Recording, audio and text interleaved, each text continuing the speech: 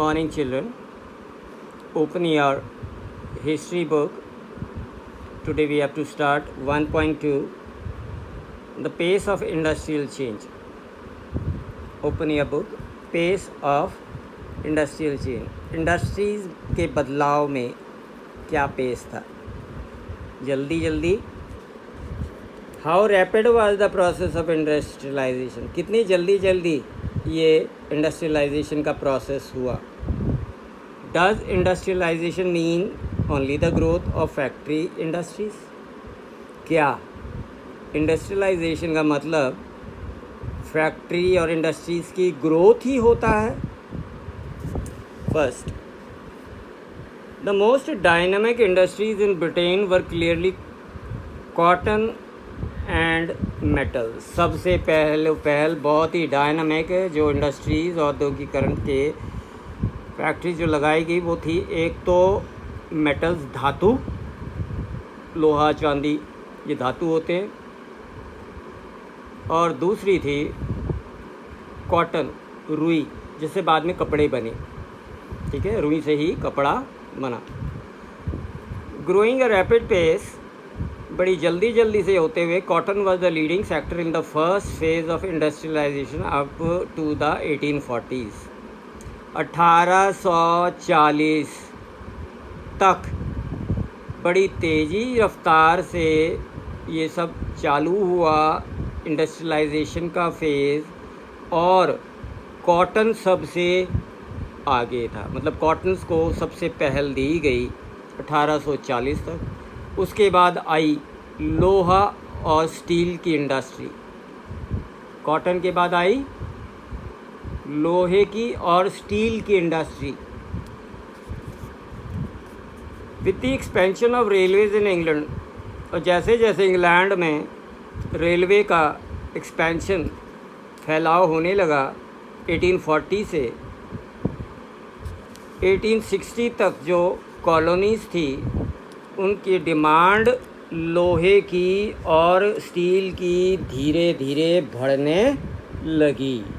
Demand उनकी बढ़ने लगी 20 साल की अंतराल में. By 1873 Britain was exporting iron and steel worth about 77 million, double the value of its cotton export.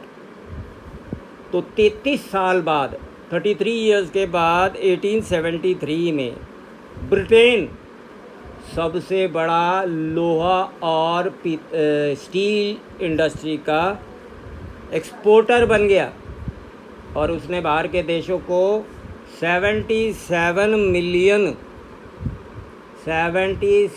Million का लोहा और स्टील निर्यात किया. मतलब जितना रुई का हुआ उससे दुगना आयरन एंड स्टील का हुआ. दूसरी बात, second, the new industries could not easily displace traditional industries.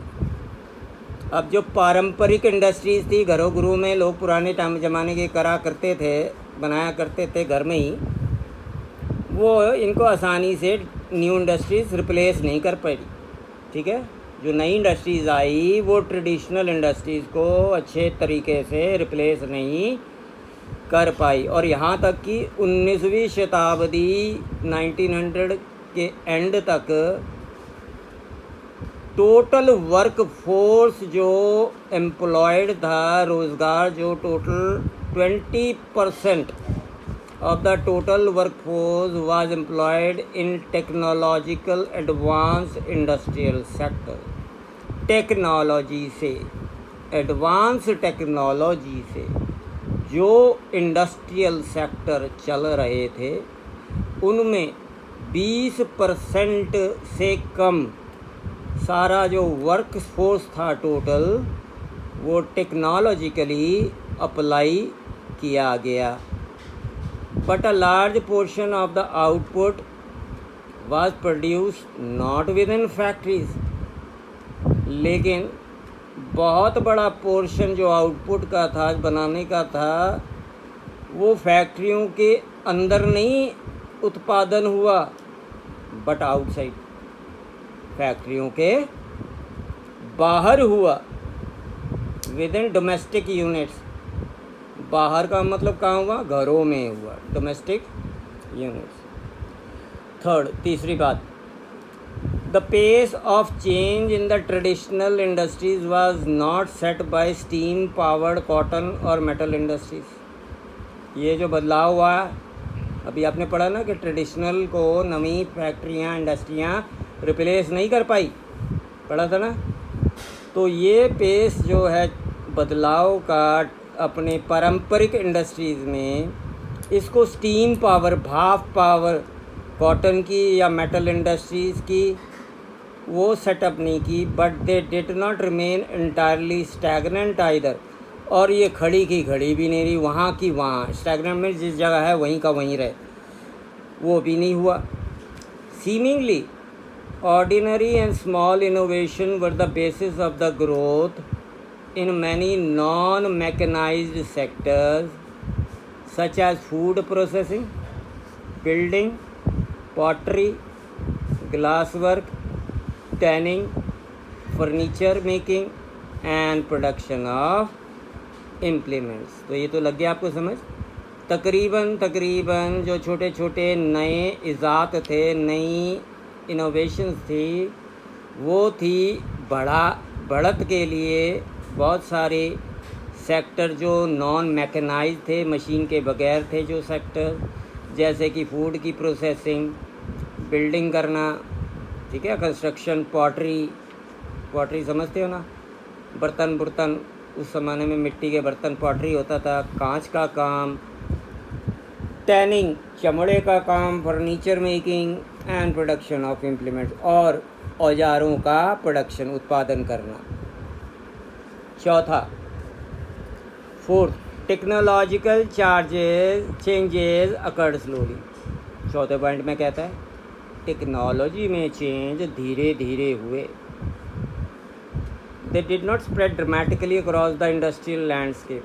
जहाँ इंडस्ट्री सेटअप की गई थी उस लैंडस्केप में ये एकदम से फैले नहीं।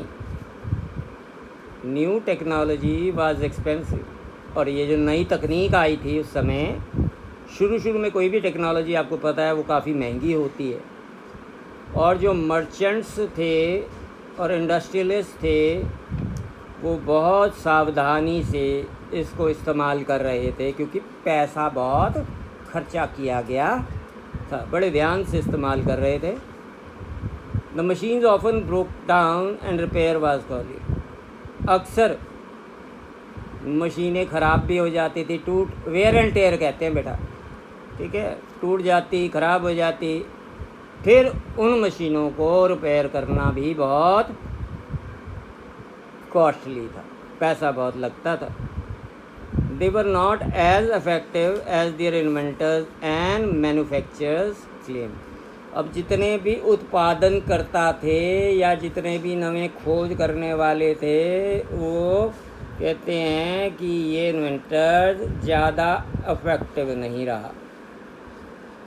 Consider the case of the steam engine. आओ पहले एक भाप के इंजन को ही हम कंसिडर करते हैं। भाप का इंजन आपने देखा होगा, भाप का इंजन कोयले से चलता है, अब तो डीजल से, फिर उसके बाद इलेक्ट्रिसिटी से चलने लगे। James Watt improve the steam engine produce by Newcomen, underline कर लो, स्टीम इंजन सबसे पहले न्यू कॉमन ने प्रोड्यूस किया था, बनाया, और जेम्स वाट ने उसमें सुधार किया था, और 1781 में इसका नया पेटेंट इंजन का आ गया। उसके इंडस्ट्रियलिस्ट फ्रेंड मैथ्यू बाउल्टन, उसने नया मॉडल फिर इजाद किया, लेकिन कई सालों तक उसका खरीदार नहीं मिला। 19वीं शताब्दी के शुरू में 321 सारे इंग्लैंड में 321 से ज़्यादा स्टीम इंजन नहीं थे। समझ लगी। 321 इंग्लैंड में 1900 सेंचुरी तक इंजन बने। इनमें से 80 तो कॉटन इंडस्ट्रीज़ में, 9 ऊन की इंडस्ट्रीज़ में और बाकी के माइनिंग इंडस्ट्री में लगे। माइनिंग कहते हैं कोला खान निकालना, खान। कैनाल वर्क्स में लगे, आयरन वर्क्स में लगे। ठीक है जी। Steam engines were not use in any of the other industry. तो आप ध्यान रखना, स्टीम इंजन उस समय और किसी इंडस्ट्रीज़ में नहीं लागू किए गए। Till much later in the century, नहीं इस्तेमाल किए गए और बाद में सेंचुरी कुछ सालों बाद उसको इस्तेमाल में लाया गया। So even the most powerful new technology, और इस प्रकार इतनी शक्तिशाली नई ये जो टेक्नोलॉजी थी, इसने इंक्रीज़ कर दी प्रोडक्टिविटी ऑफ लेबर। जो मज़दूर प्रोडक्टिविटी प्रोड्यूस कर रहा था नवी टेक्नोलॉजी से, वो प्रोडक्टिविटी काफ़ी इंक्रीज़ हो गई लेबर की। Was slow to be accepted by industry, लेकिन जो इंडस्ट्रियलिस्ट थे वो इसको एक स्लो प्रोसेस ही मान रहे थे। Historians now have come to increasingly recognize that the typical worker in the mid-19th century was not a machine operator but the traditional craftsperson and laborer. इतिहासकारों ने अब ये बताया है, रिकग्नाइज़ किया है कि टिपिकल वर्कर जो है मध्य 19वीं शताब्दी का कोई मशीन ऑपरेटर नहीं था, बल्कि पारंपरिक अपने परंपरा को चलाने वाला मज़दूर था, अपनी परंपरा को चलाने वाला एक क्राफ्ट्समैन था। ठीक, तो ये थी आपका इंडस्ट्रियलाइजेशन किस पेस से चला और क्या चेंजेस, कैसे कैसे बदलाव आए। बेटा ये पढ़ लीजिएगा आप, एक बार अच्छे से पढ़ लो, दोबारा से एक बार मेरी वीडियो को दोबारा से सुनो। एक रीडिंग पहले आप दो, फिर उसके बाद मैं ज़्यादा आगे नहीं चल रहा हूँ, थोड़ा थोड़ा पोर्शन करा रहा हूँ। और जो बच्चे साथ साथ थोड़ा थोड़ा ही पोर्शन पढ़ के समझ रहे हैं वो तो कामयाब हैं। ठीक है, और कामयाब बनने के लिए आपको ये साथ के साथ ही रीडिंग और रिवीजन करना है। ये क्वेश्चन टाइप में भी आ जाता है। और इधर तस्वीर में एक देखो जी, ये है स्पिनिंग फैक्ट्री। यहाँ पर सूत से कपड़ा धागा वगैरह बना जाता था, स्पिंडल्स बनते थे कई हज़ारों। ये जॉइंट व्हील्स हैं, ये देख रहे हो ना आप, गोल गोल गोल गोल, ये लोहे के जॉइंट व्हील्स हैं। ये भाप से चलते थे। काहे से चलते थे? भाप से, जो पानी का धुआं बनकर निकलता है, भाप, और इसी से इसको स्टीम इंजन भी वो भाप से ही चलते थे। So once again please read it and understand, listen the video twice. Thank you and have a nice day.